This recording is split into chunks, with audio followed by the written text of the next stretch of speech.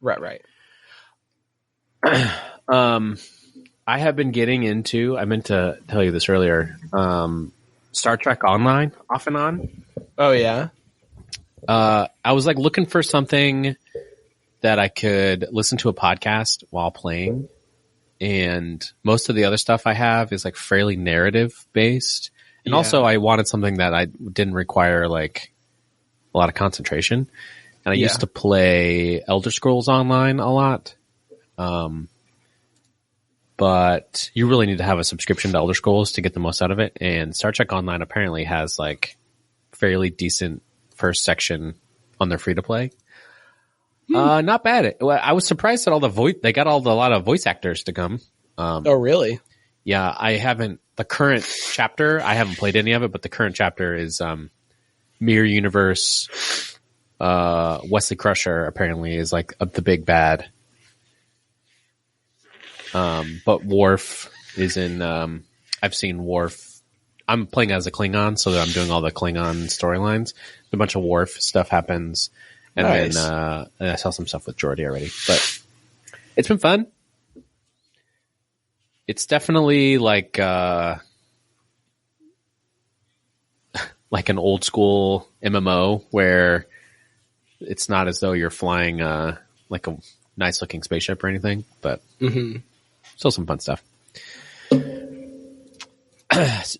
Speaking of fun stuff, did you, let's talk about Twitter. Okay. So I kid you not, back in the summer. Oh, do we want to introduce ourselves, or do we want to just go in full bore again? Sure. Hi, this is Kendrick. And I'm Josh. And we're here recording our bonus chit chat special flavors that we put out in between our regular episodes. These are for you, the fans, to listen to. Sorry, bonus chit chat special flavors. Yes. Mm-hmm. Okay. I'm just writing out what today's episode is going to be called, since we call it something different every time. Yes. It's mainly a chance for me to vent to Josh about the state of the world, and Josh to go, yeah, man, capitalism. I should get a yeah man capitalism button that I can just push whenever that comes up. If we had a soundboard, that would be a great soundboard button. Oh my God. I'd love that. But I kid you not, back in the summer when Elon first announced that he was going to try to buy Twitter, I put a note on our bonus. We have like we keep track of bonus topics. I put a note on there. I was like, let's talk about this. And then it kind of disappeared for a little while. And I was like, well, it's not really in the news. We don't need to talk about it anymore. And then since we recorded last, it went through, completed, and then all of Twitter has caught on fire and continues on. So, and then Elon will wake up and then tweet more gasoline onto said fire. Oh my gosh. I have been someone who has worked at a company, several companies actually, where the company I'm working for has gotten bought, right? Mm-hmm. And it's happened to me several times. And always a fun experience. I love that. Almost all of those times, there's a period after the purchase goes through where the new CEO or board or whatever is like, look, we don't want to change anything. We bought you guys for a reason. Mm-hmm. Continue business as usual for like 4 to 6 months, and then we'll figure out how we want to change things. Mm-hmm. And so there's usually some layoffs, and usually some people leave because they don't want to work for, whoever's doing the acquisition. So there's always some turnover. And there's merging and there's like redundancies, and people are like, their jobs. I have been fortunate to never be part of this. Has happened many times, but a lot of times companies are acquired for like specific IP, and most of the staff gets laid off. Mm-hmm. So you'll see in like, say, game studio, they'll get acquired because they have some IP, and they'll lay a lot of people off because they didn't want the people. They just wanted the IP. Fortunately, that's never happened to me. But capitalism, man. Hey. So I kind of expected that to sort of happen here. Elon Musk bought Twitter. he's going to be like, I'm not going to change anything for 4 months. I'm just going to watch how it goes, take some notes, and we'll make all changes maybe in like January. Nope. Day one, stuff just really goes downhill and continues to go downhill. So they laid off a whole bunch of people, which really triggered, I don't know if triggered or like coincided with a lot of other tech companies in Silicon Valley doing massive layoffs. So yeah, like Meta just did a bunch too. Meta laid off 11,000 people or something. It's crazy. Do you know what percentage that is of like their workers? I don't. I want to say it was like 15%. That's a number I've seen a lot of. Wow. Like I know that some companies can get bloated, but 15% feels like there's got to be some sacrifices. 13%. 13%. Yeah. Yeah. Which really is wild to think about how many people they have employed. And I wonder if I'm no idea. I have not read the news. I'm speaking on my ass here. If they have a lot of, like call center or I don't just kind of like pure minions who maybe do like moderation or, that kind of stuff, because 11,000 like seems like a lot of people to be working on the Facebook app itself. Yeah, you would think that it wouldn't ideally take that many people to maintain something. Yeah, I mean, you know, there's Facebook, there's Instagram, WhatsApp, the VR stuff. Oh yeah, the metaverse. And that's like just off the top of my head. And then there's also, I think Facebook started to do like its own, they wanted to do like their own studio. They were doing like Facebook TV for a while. I remember there was some show, I think, that I was like, what the heck is Facebook TV? So they have a lot of departments, but still 11,000 people is a lot of people. Yeah. So yeah, Twitter lays off a whole bunch of people right from the beginning, and then a lot of people leave. And actually, I read reports that showed that days after these people got laid off, people were like trying to call them up and be like, actually, we need you back. Yep.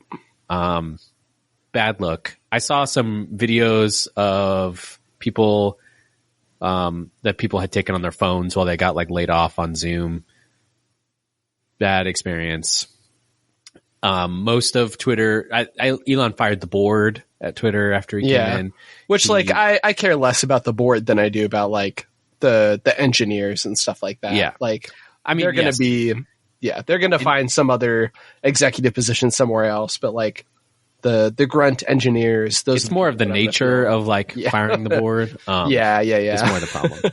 And the big fiasco that has happened is Twitter had for a long time had this concept of being verified. And the point of being verified was you'd have a check mark next to your name, and it showed that Twitter had done some sort of validation. I don't know what, something to make sure that you were who you said you were.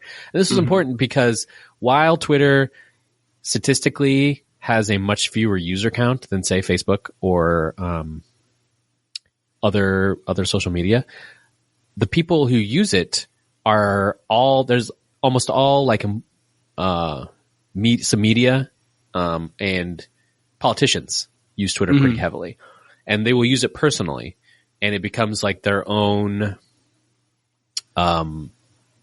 like way of speaking to people on a regular basis. Whereas before, you know, a politician might have a press conference or be interviewed.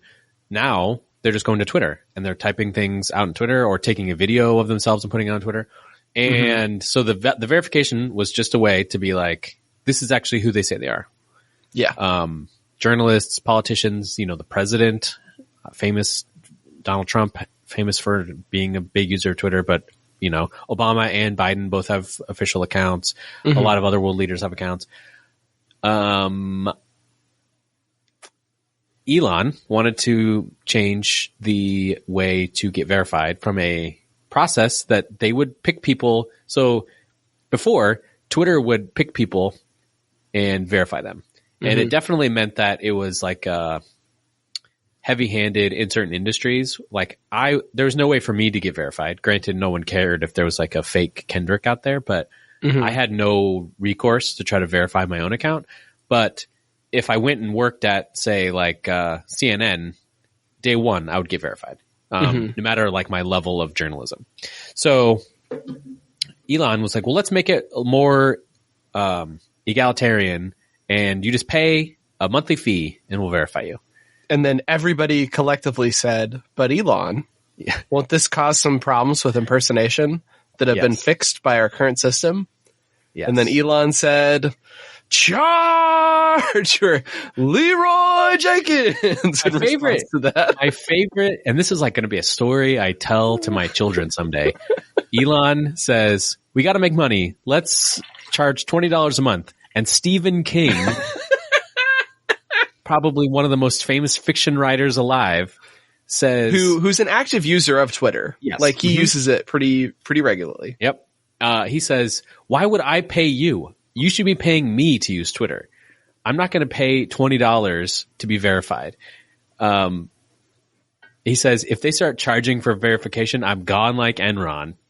And Elon himself replies directly to Stephen King, and he says, look, we got to make money. What if we just set it to $8? And I'm like, the world's richest man is having a conversation with Stephen King on Twitter over a $12 a month difference. This is mayhem. And this happened in like October, early October. And I was like, this is funny. Ha ha ha ha. He rams through this whole pay for verification thing. And now you got to remember, he laid off a whole bunch of people. The people that got laid off were like the support team, the QA team. A lot of there were allegations that he was laying people off by the amount of lines of code that they had written. Yes. Like the bottom 25% of code writers were getting laid off. The people who are fixing all of the code constantly are the people that are getting let go. And he also decides to ram this verification thing through, but is advised to wait until after the midterm election is over. So midterm election happens on Tuesday the 8th. A good night for me in comparison to what I thought it was going to be. And then Wednesday the 9th, we wake up, and this is just a few short days ago. And the world is turned upside down. We're recording this on the 12th, and it was 4 days ago. And it's really hard to explain to people what exactly is going on because, like I said, statistically few people use Twitter. I think most people know what Twitter is. Most people are not using Twitter. And even the people that use Twitter, statistically few of them tweet. Like I'm not a huge tweeter. I was a fairly big user of the site, but did not tweet very much. But it is having it is consistently front page news on New York Times about what's going on. Because it is having repercussions well outside into the world. My favorite being, so essentially, for those of you who don't know, if you're listening and you don't know how Twitter works, what used to be a verification process where you would have an account and they would verify who you said you were and then add a little blue check mark. Now anybody can pay $8 and get the blue check mark. People will make an account for companies and with the blue check mark. Most notably in the last few days is someone made an account for the Eli Lilly company, which is the pharmaceutical company that makes insulin, got the blue check mark, and they tweeted out that insulin is free for everyone. Eli Lilly then had to come out on their own account and be like, sorry, no, that was invalid. Eli Lilly's stock took a 4% drop when that fake tweet got dropped. Which really, Josh, I'm pushing my soundboard button, but capitalism, man. Did you see what happened to Lockheed Martin though? No. Oh my God! Yes, yes, they were like, we're not going to be, we're not going to sell any weapons to Israel, the U.S., or what other country was it? One other country due to their human rights, until we investigate their human rights, like, what's the word I'm looking for?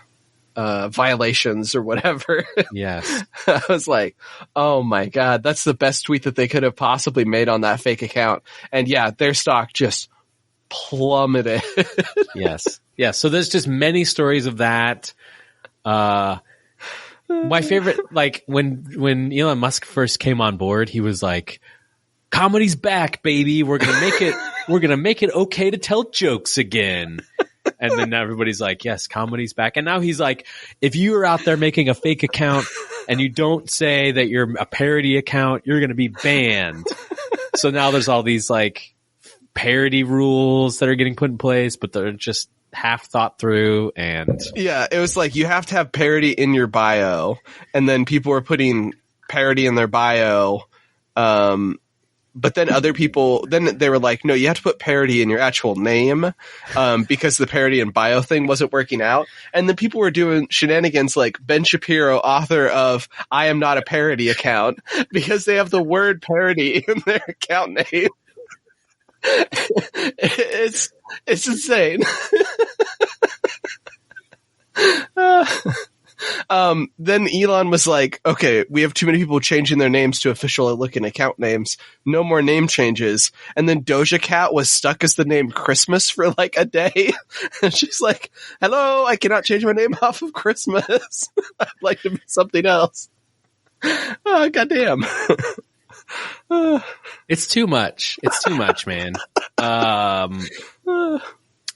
know. So another thing I had read, some accounts from people who had left Twitter about how early on Twitter had really pushed to collect a bunch of information from the app on your phone about where you were. For example, there was like a telecom company who wanted to know people who went into their competitor stores. And interesting. This account of this former employee was one of the people who had left Twitter recently. Said that he had pushed back against this and they had managed to get it like canned and didn't go through. But that has me worried that they're going to be scrambling to do all sorts of semi-illegal things in order to try to make money, because Twitter has like $1 billion of debt it has to service every year. Yeah. Elon sold a bunch of Tesla stock to try to pay for this debt, which sent the Tesla stock plummeting. A whole bunch of advertisers, smartest man, baby. A whole bunch of advertisers left Twitter because of this chaos. So Twitter's now making even less money. It was like barely profitable before. Now it's making even less. It is watching the dumpster burn from inside the dumpster at this point. Which brings me... And the other crazy thing too is that Elon kind of has to have it make money. And if he says, oh, this is just for a meme so I could destroy Twitter, he can get sued for that as well. So he's just like, damned if he does, damned if he doesn't. The only thing he could really do is just shut the fuck up, make things go back to the way that they were. And even still, it would be colossally like worse off than it was before he did anything.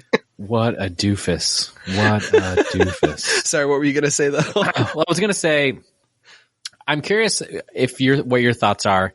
And so I didn't really have a big presence on Twitter. I use Twitter pretty regularly. I didn't have a huge presence, but I know people who do have fairly big presence, especially people who are like big podcasters or other creative people have had like relationships made through Twitter. And it's a very tenuous time for Twitter, especially like if you have a relationship with them, you know, that's how you make money or anything like that. So I see right now a lot of people are trying to find alternatives, and we're seeing a huge influx of Substacks getting made, people trying to like come up with Discords. I don't think there's ever going to be anything to replicate what Twitter did, which was fairly unique. But because I mean, even like Truth Social is trying to be Twitter, but it's so marred by like the right wing like ness of it all. And the people, was that the one where like people are just using the N-word constantly and stuff like that, and kind of the the problem with trying to be like a pro free speech on the internet, when you brand yourself as that, you're basically putting yourself into a bind where you're like, hey, minorities and people who are routinely shitted on, you're not welcome here because we're not going to moderate the content that goes on. So that's like not the number one thing that a social media site should be. They should seek to be a welcoming environment. And that's what Twitter did for a long time. And that's how they're able to cultivate all these people, because it's the people that are on Twitter that make it profitable, not the website itself. Right. Twitter isn't offering a super cool service or anything like that. It is just a collection that happens to have a lot of people on there who bring the content with them. So, right. Yeah. Yeah. So who knows? That's why I was like getting back into the old blogging, newsletter writing. Mm-hmm. But I do have a Mastodon account. Mastodon is sort of like the Linux to Windows. Mm-hmm. Mastodon is to Twitter.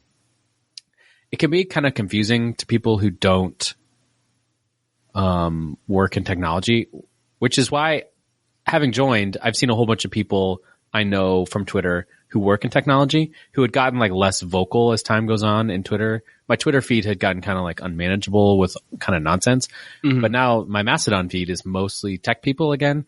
And it kind of feels like the olden days of kind of like a tech startup where mainly the people on there are the people who like work there or work with it.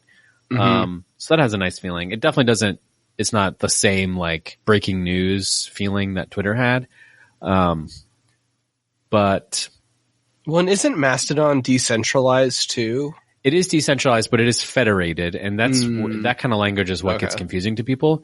Okay. So, but what I've seen it a lot, but I'm like a newbie, so yeah. What it allows for is anybody can start a Mastodon server, and set up their own rules for it, and decide whether or not they want to connect into like the full federated group or if they just want to stay single.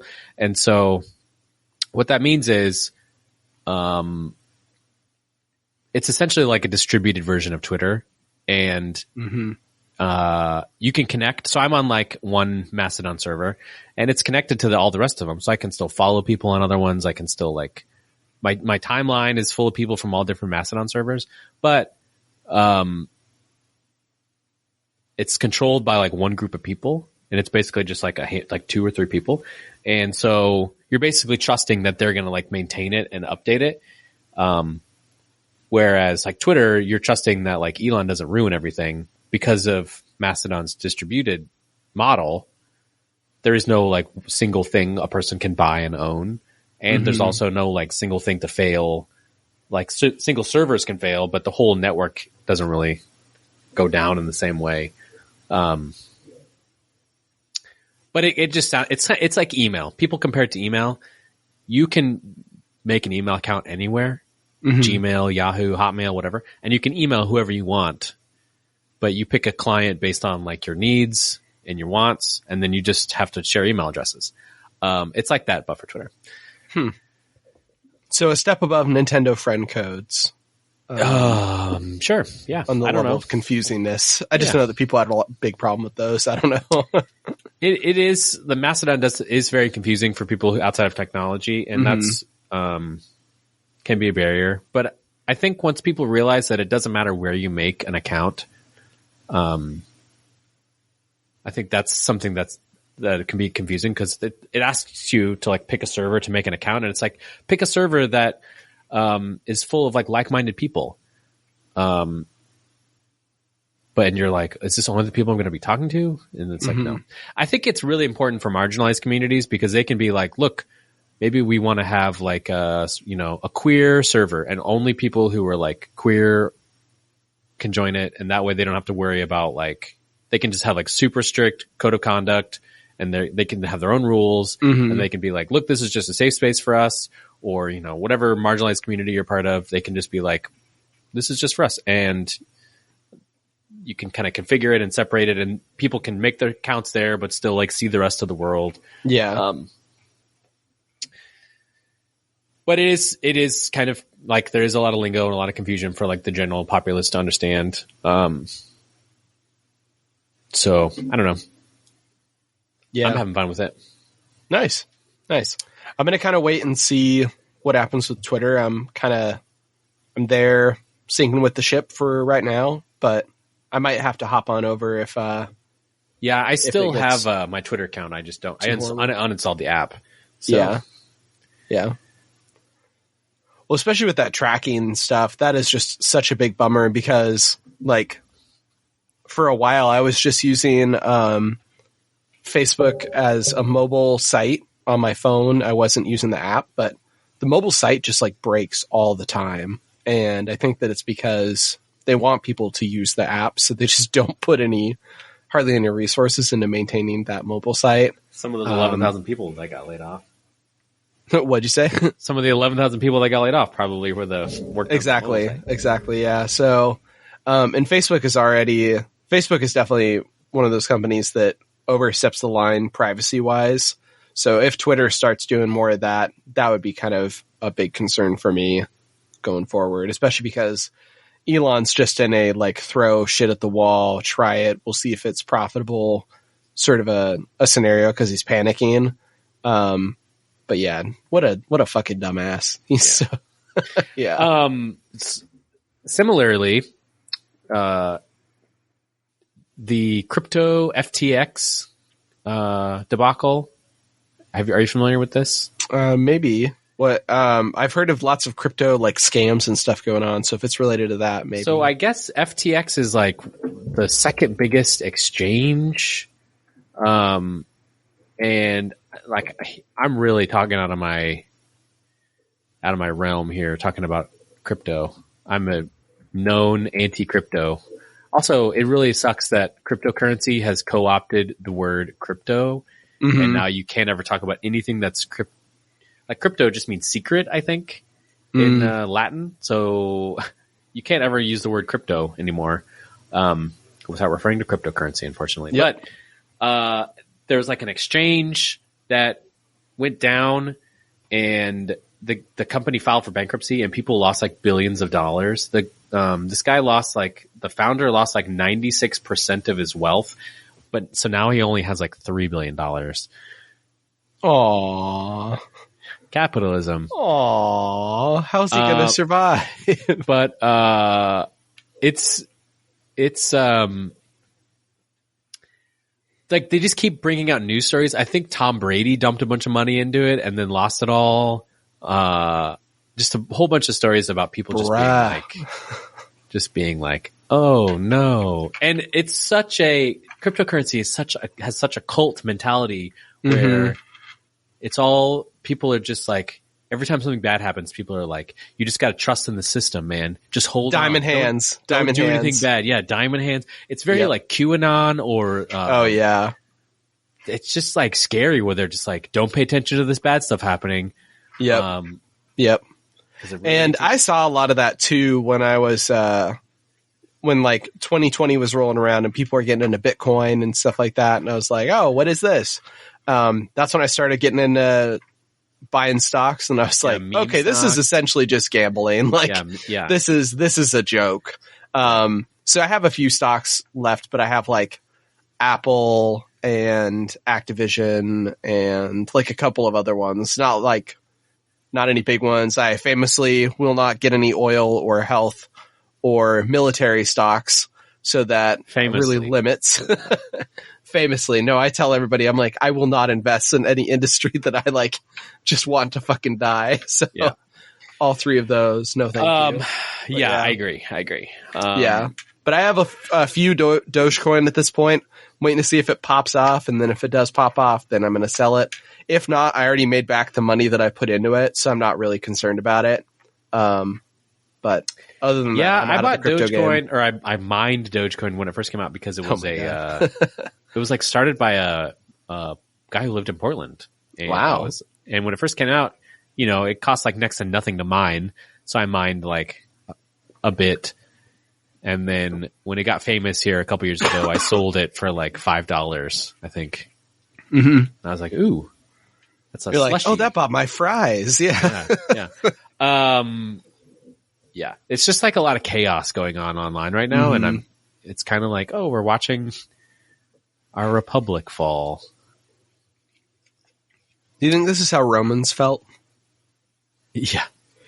How could we fail? We build all the roads. Oh God. Yeah. That's wild.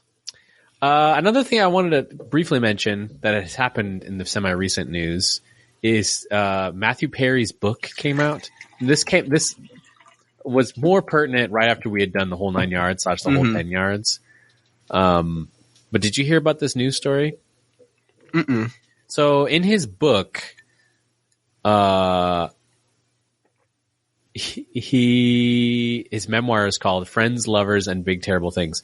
He was on a press tour for his book, and he talked about how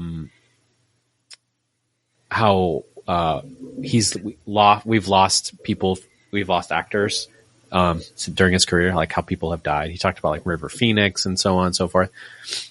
And he talked about Chris Farley, and he talked about Heath Ledger. And when he talked about Heath Ledger, I was looking for the exact quote, but I cannot find it. But he essentially says something to the effect of, Heath Ledger passed away, but we still have somebody, but like Keanu Reeves is still with us. How do we still have Keanu Reeves, but we don't have Heath Ledger anymore? And people are like, what the heck, bro? What do you have against Keanu Reeves? And it like blew up for a couple days, and I was like, what did you do, Matthew Perry? He apparently was like, I don't think he had seen a Keanu Reeves movie since the 90s. I'm not sure what he was thinking. But Keanu Reeves was just like eh. He watched like Bill and Ted, and then he's like, well, that's all that Keanu Reeves could do. Yeah, I know. Just like the world's nicest guy, Keanu Reeves, that's who Matthew Perry decides to come out after? Like you could go after like Bill Murray or like any of those sorts of people. Or at least another like comedian. But Matthew Perry did say, he issued an apology saying, I'm a big fan of Keanu. I just picked a random name. My mistake. Yeah, that was a mistake. Yeah. I feel like I should go lower my views of the whole 9 yards now. Yeah. I mean, the thing is that like Matthew Perry almost died recently, right? Or like a few years ago. And so then he's like, this is a big book to like talk about my life and everything. So I feel like he's just like being brutally honest, and maybe that was one of those things that he let slip where he just doesn't like Keanu for whatever reason. Yeah. Yeah. But yeah, wild. He also talked a little bit about Bruce Willis in the book, and he had nothing but nice things to say about him. And I think maybe we should talk a little bit about that Bruce Willis news that we talked about previously, and then now we're going to hang our heads in shame a little bit and then come back to you so a couple, I don't know, months ago, we talked about this news that had released that Bruce Willis had sold his image to like a deepfake company. And we talked about like the future of Hollywood as these sorts of things become more and more prevalent. And then the news has come out that that was apparently misreported. So that was an unfortunate news cycle, but it's good that the correction has been issued. I don't know. Do you know, was it just like some news agency got it wrong, or did someone miscommunicate something? Or I think so I read some article that was talking about it where they were like, oh, we could see actors start to do this sort of thing. And then some other company took that, and then it became like a game of telephone of each of them going one step further until it got to the point where it was like, Bruce Willis sells his likeness. So it was a weird sort of game where several people in a row wrote stuff without verifying it. And then it got picked up by bigger and bigger and bigger and bigger companies until it was finally like some publication was like, hey, we asked for clarification, and the Willis estate was like, no, we certainly did not do that, or whatever. So gotcha. Yeah. Gotcha. Yeah. Well, good. And at that time we had blue check marks that meant something, so they were able to tell us. If you want to be Willis Way Pod verified, we'll take $5. Yeah. And we'll verify you personally. Yeah, we don't need to do $8 verification. We'll do $5. Okay. One last big topic I wanted to talk with you, Josh, and that's all this DC news that's happened. Now, all right, you are famously a DC man. Mm-hmm. You're on the DC side of the AC/DC spectrum. Mm-hmm. In the last few weeks, it has been announced that James Gunn is taking over as like the studio head at DC, correct? And also Henry Cavill coming back to reprise his role as Superman, leaving the Witcher franchise, unfortunately, which I really liked. Do you think that those two things are that related? I think probably what happened was he could not do both. And he was like, please give me $11 billion. And Witcher was like, nope. And DC was like, okay. Yeah. I wonder if that was even it, or if it was like he got some offer to come back as Superman and he was like, I'm kind of done with The Witcher anyways. I've already done what I want to do with the character. So you think he was just like looking for a new thing? I don't know. He apparently was is a fan of like the Witcher story, and he's a big nerd. So he's going to say that he's a fan of a lot of this stuff, and I believe him on all of it. So yeah. I liked the Witcher series. I'm a little unsure about Liam Hemsworth. Right. Mainly, I'm unsure if I could pick him out of a lineup, but also I'm unsure. Like Geralt is a pretty recognizable character in The Witcher, and to just completely replace him with a different looking dude, I don't know. Yeah, I don't know. So anyway, Doctor Who, who's this guy? How are they going to do that? Yeah, they could Doctor Who him. Yeah. I don't know anything about The Witcher. Like, I'm not a watcher of that. So, but what are your feelings on those DC news stories? So, are you some excited, people, or? Yeah. So some people shit on Henry Cavill when he was playing Superman originally. I think that Zack Snyder's the biggest problem with Man of Steel. I don't think that Superman, Henry Cavill's the biggest problem with it. Although I think that he is maybe more well suited to play a James Bond sort of a character that's a little bit more one note, and Superman needs somebody that can play like the compassionate humanitarian side of him really well. And I think that I like Brandon Routh, but I don't think he's the best Superman. The best Superman has obviously been Christopher Reeve.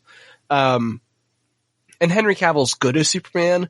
I just think that he's kind of a one note plus muscles a little bit. So I'm excited to have him back. I hope that he gets to do more interesting stuff with the character.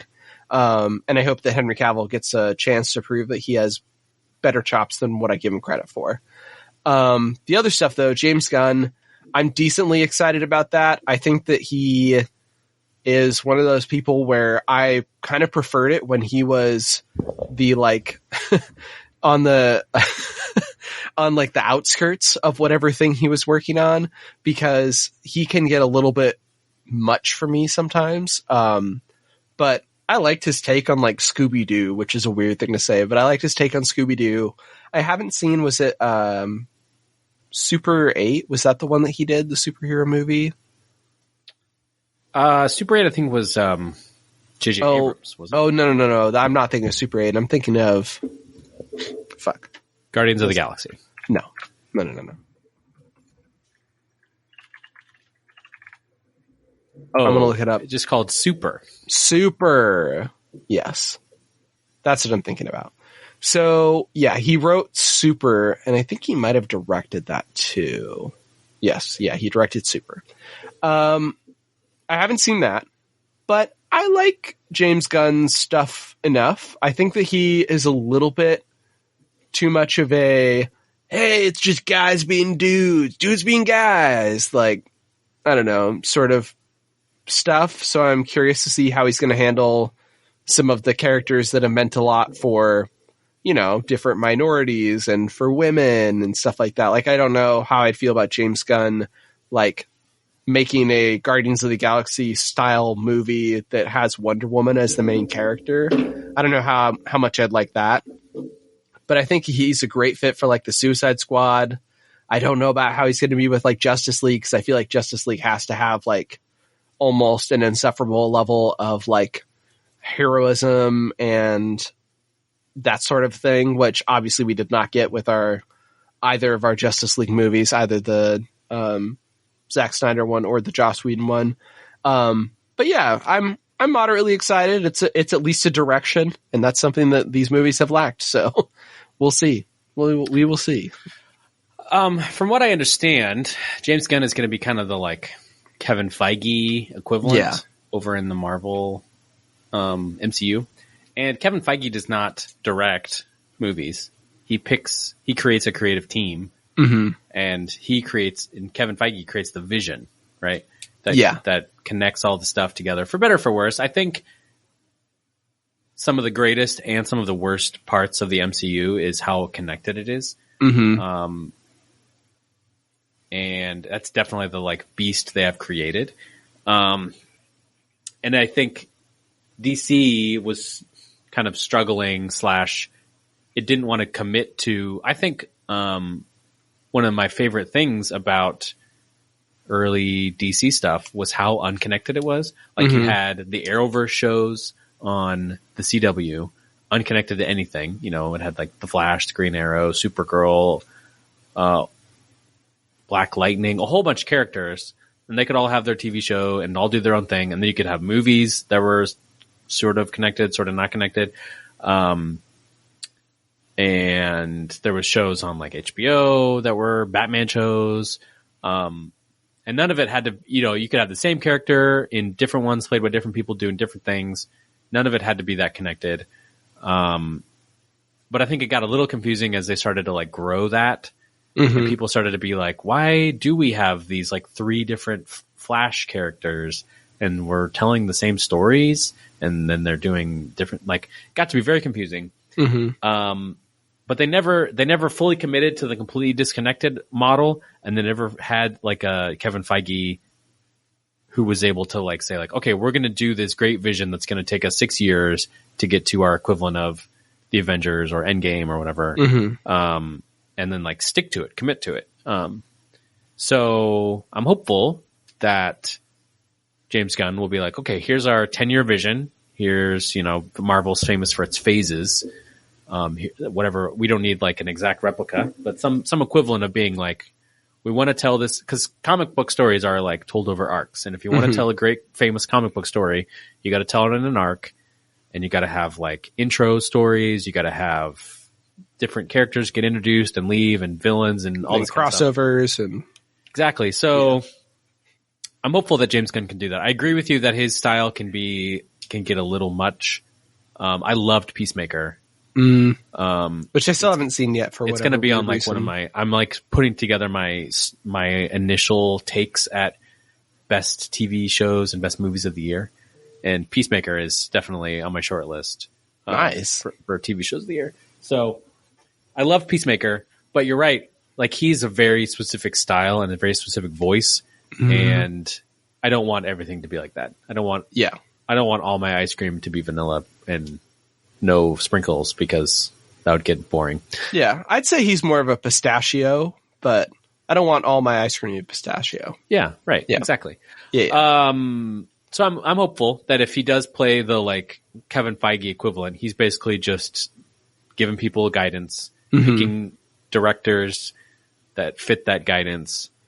He's obviously like got good style and vision and knows how to make good stuff. So yeah. The weird thing is that there's already a lot of disconnected stuff that works really well right now. Like, Shazam feels decently disconnected from the rest of the DC verse. And I think that that's one of the best things that they have going for them right now. Wonder Woman feels decently disconnected, and the first movie was pretty good. Second movie was pretty bad. And then the Batman was obviously really well received. And they're going to make like a Penguin show, and they're making more stuff in that world. So I'm very curious to see how that all is going to play out. If he's going to just kind of let stuff go the way that it's going and then focus on something that we haven't seen, like a Young Justice team up or something like that. But yeah, it's interesting. There's a lot of parts already moving. It's not like Kevin Feige where he got brought in, I don't know, pretty early on. I feel like it's like, hey, we're just going to start out with Iron Man. And then, oh yeah, let's kind of make Hulk connect to it as well, even though it's produced by Universal. And then they kind of figured it out as they went. It's like the train is moving. It's already got tracks pre-built. We just don't know where we're going, but we can't stop the train.